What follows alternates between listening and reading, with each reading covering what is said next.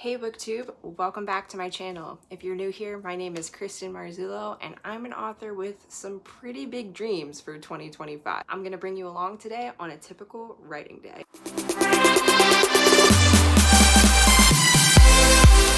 Ignore the fact I look a little flushed and sweaty. I already had myself a big breakfast and then I went for a walk on my walking pad. Typically I would go outside and go for a walk, but considering there's snow on the ground here, your girl was like, nope, to the walking pad it is. Before I sit down to write, I like to get a little bit of movement in. Not only does it kind of shake out the nervous energy that I might be having, but it's a really great time for me to be meditative and reflective and also kind of like plan out what I'm going to write for that writing session. But now I've got my Alani new energy drink. It's the pink slushy flavor and I am ready to sit down and write. Today's goal is 10,000 words and this is a first draft I'm working on, so really the goal is just to get words on the paper. I try not to worry too much about doing a perfect first draft. There's a lot that happens for me in the editing phase. I say this and then later when I'm rereading my first draft, I'll be beating up on myself and saying, why isn't this perfect? I have to remind myself that I am telling myself the story for the first time when I'm writing the first draft. So the goal is always just get to the end. Once I get to the end, sometimes it's easier for me to see what arc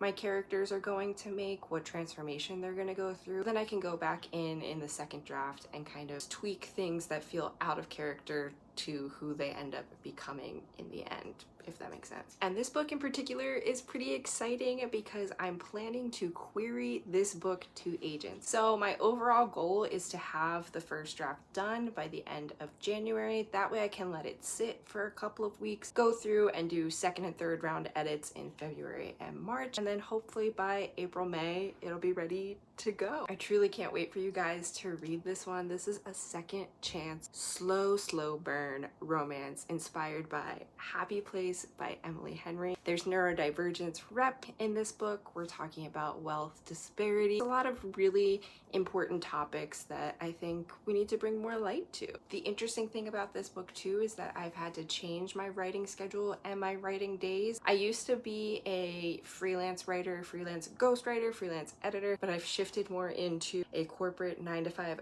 girly job. So where I used to have time to squeeze in writing throughout the day, I don't have that anymore. So now I'm just writing strictly on the weekends, which I kind of love because during the week I can just focus on reading for pleasure. And then on the weekends, it's kind of like, okay, we're in go mode now and we're gonna write. And I'm a pretty quick writer, so 10,000 words can usually take me anywhere from like 4 to 5 hours. Last week when I did this, I started at 12, ended at 4, and it was great. Then I had the rest of my weekend to do whatever I wanted. I can also feel I'm putting a little bit of pressure on myself to make this one be the best that it can absolutely be because I know that it's heading off to literary agents, and there's just that added pressure of like, I have to stand out from everybody else in order for this to be chosen. But I'm an indie author currently, so I already know that no matter what the book looks like after the first draft, that is not what the final version of that book is going to be. Same thing with if I do end up landing an agent. Between the book that I query to the book that goes out on shelves, it could be a totally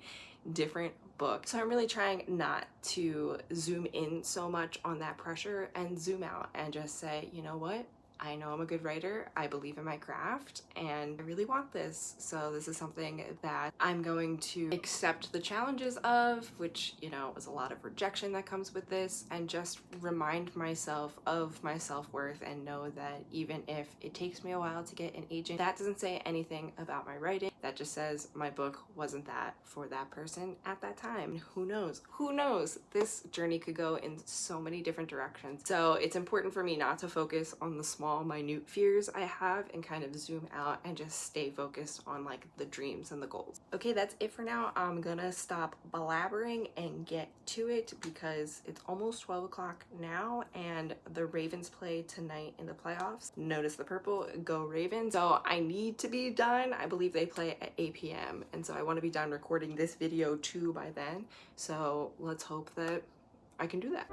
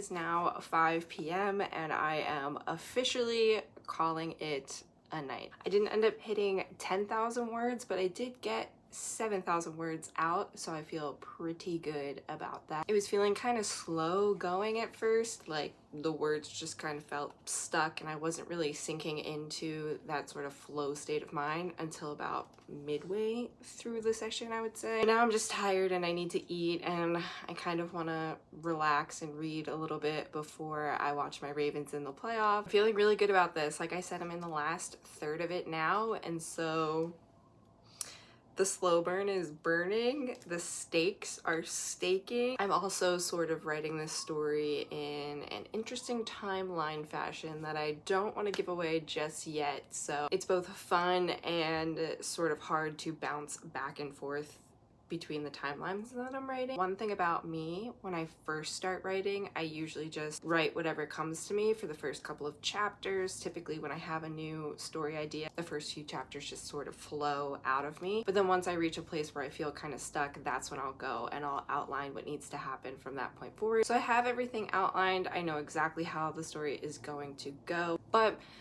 I am a pretty big pantser, so I do let my characters take the story and run with it, and I sort of feel my way through every single chapter and scene. And so I also feel myself being done with writing for today. I ended up listening to Taylor Swift, I think, the entire time. I don't know what it is about her music, but it just helps me like relax and get into that sort of state of mind that I need to be into, where the world just like fades out and I just see my characters and my book playing out. So now we're about 71,000 words into this book, which means only like 20-ish thousand more to go, which maybe I'll sit down and write a little bit more tomorrow and try and hit that 10,000 word mark. It's also good for me to sometimes like write and then step away and then come back to it, and I'll feel a little bit more invigorated, but I don't foresee myself doing that tonight. So maybe tomorrow, who knows? But like I said, I can't wait for you guys to read this. I love these characters. I'm obsessed with the characters. I'm obsessed with the yearning and the longing and the pining and the tension and the banter. This is the first book I'm writing that I'm really trying to go rom-com with. Everything I've written before this has been a little more rom-dram, where it's more dramatic than it is funny and lighthearted, and I'm trying to be funny and lighthearted with this one, and it's kind of fun. It's kind of fun to try and like flex my comedy muscle and see if it